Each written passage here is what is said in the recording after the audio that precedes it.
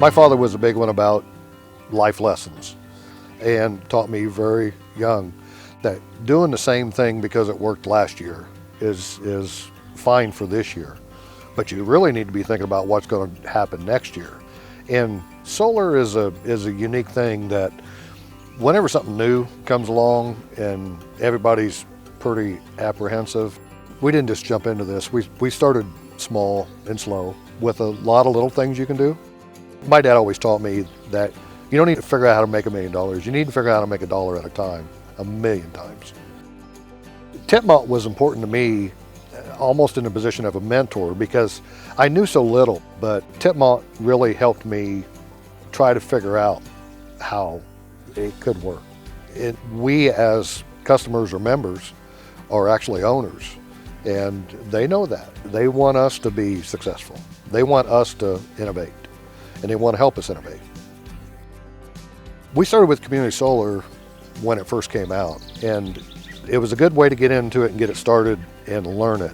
It's for those that want to participate but either don't have the funds or don't have the resources or the space or the time. You'll like the knowledge it brings you as far as how the system really does work. We've done a lot of other things to increase the efficiency of the house, which is a byproduct of being interested in solar. You're interested in your bill.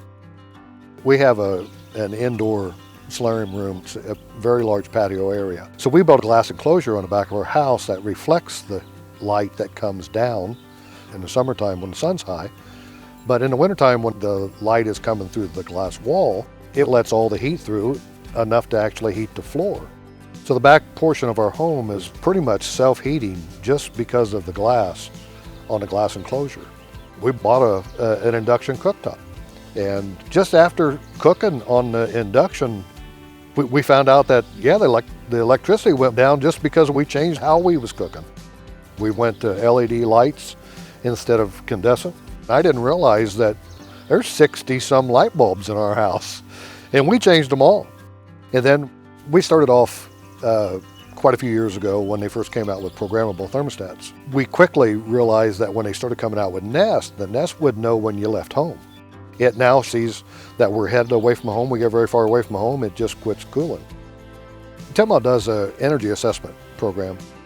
He showed us where we had any air leaks, and even though we had a new house that hadn't been here very long, he still had suggestions that not only what might help us, but to specific things that you wouldn't think about.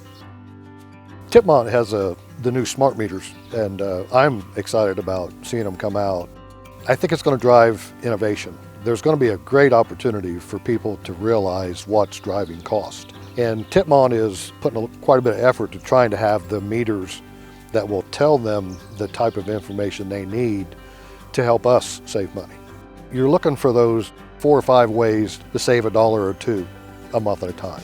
Because by the end of the year, that's quite a bit of money, and you really didn't do that much. You don't have to do it to save the world. You can do it because it saves you money. It's what's good for you, and investing money in your own future.